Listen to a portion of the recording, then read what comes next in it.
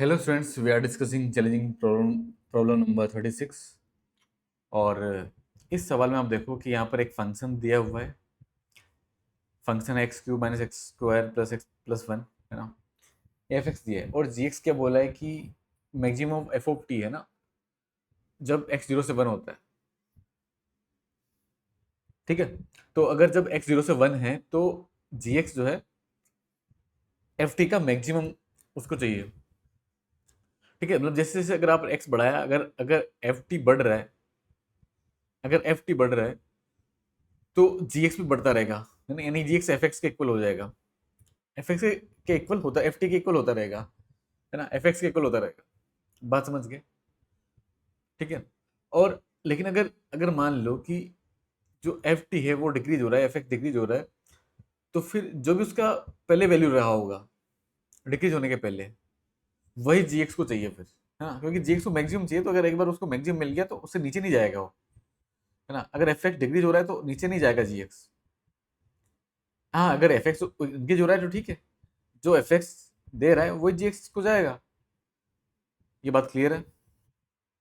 ठीक है, तो अब एफ एक्स को देखते हैं कि एफ एक्स जीरो से वन में इंक्रीजिंग है या डिक्रीजिंग है।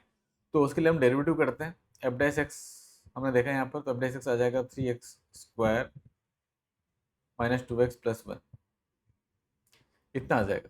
बात समझ गए? और ये फंक्शन क्या है, इसका डिस्क्रिमिनेंट नेगेटिव है, यानी ये फंक्शन हमेशा इंक्रीजिंग है। दिस इज इंक्रीजिंग फंक्शन, है ना। ये क्या है, हमेशा इंक्रीजिंग है।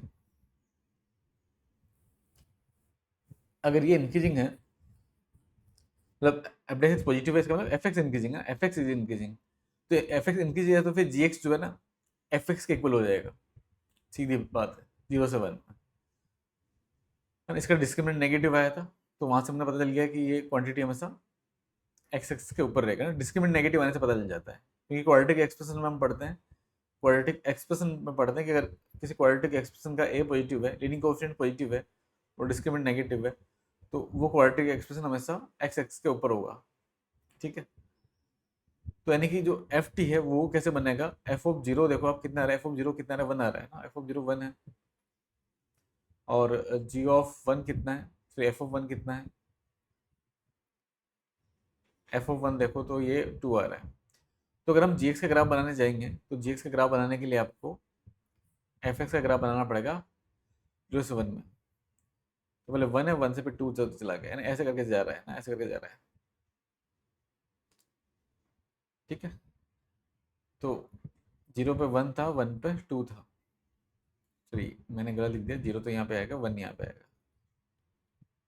जीरो पे वन, ये वन है और ये टू है। ठीक है, अब वन पर फिर, अब वन से टू के बीच में फिर ऐसे देखो इसको, वन से टू के बीच में ये बनेगा ना, ये बनेगा। तो थ्री माइनस एक्स बनाना है, तो वन डालने पे क्या आ रहा है, टू आ रहा है। ठीक है, वन डालने पे टू आ रहा है, और फिर उसके बाद में ये डिक्रीज करेगा, टू पर आ जाएगा वन, तो टू पर वन आ गया भाई, है ना। तो ये इसका ग्राफ आप बात करो जीरो से वन में, तो फाइनल जो ग्राफ है वो मैं यहाँ से यहाँ तक बनाऊंगा इसको, यहाँ से पहले ऐसे ऐसे करके इंक्रीज किया इसने और फिर डिक्रीज कर गया। तो ये फाइनल, ये जो रेड वाला मैंने बनाया ना, ये इसका फाइनल ग्राफ, इतना ही ग्राफ। तो ये कंटिन्यूस तो दिख रहा है आपको जीरो से टू में, बस नॉन डिफरेंसिबल है कहाँ पर, वन पर।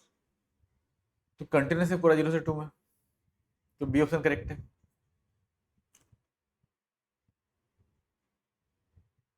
और डिफरेंसिबल नहीं है, वन पर डिफरेंसिबल नहीं, तो डेरिवेबल फॉर ऑल एक्स जीरो से टू एक्सेप्ट वन है, तो डी ऑप्शन करेक्ट है, डी ऑप्शन करेक्ट है। वन पर डिफरेंसिबल नहीं है, बाकी जगह डिफरेंसिबल है। बात समझ गए? इस सवाल में और भी बहुत कुछ चीजें आपसे पूछ सकता है, जैसे जैसे इसका रेंज पूछ सकता है, तो रेंज इसका आ जाएगा वन से टू ना। ठीक है, बाकी इसका एरिया वगैरह पूछ सकता है डेफिनेट इंटीग्रल का यूज करके, कि जीरो से टू में इसका क्या एरिया होगा एफ जी एक्स का। ठीक है,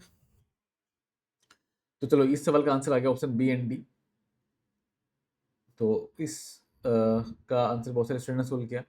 नेक्स्ट चैलेंजिंग प्रॉब्लम आप ले लो, इसका जो भी आपका आंसर है ना, कमेंट जरूर करना है यार, है ना। आप सोल्व करते हो अच्छी बात है, बट इसका आंसर कमेंट भी करना चाहिए, ठीक है ना। सर ये आंसर आया है इसका, ठीक है।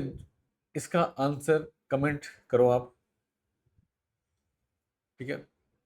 चैलेंजिंग प्रॉब्लम नंबर 37, और फिर इसको डिस्कस करेंगे नेक्स्ट लेक्चर में। अभी के लिए इतना ही, मिलते हैं फिर नेक्स्ट लेक्चर में।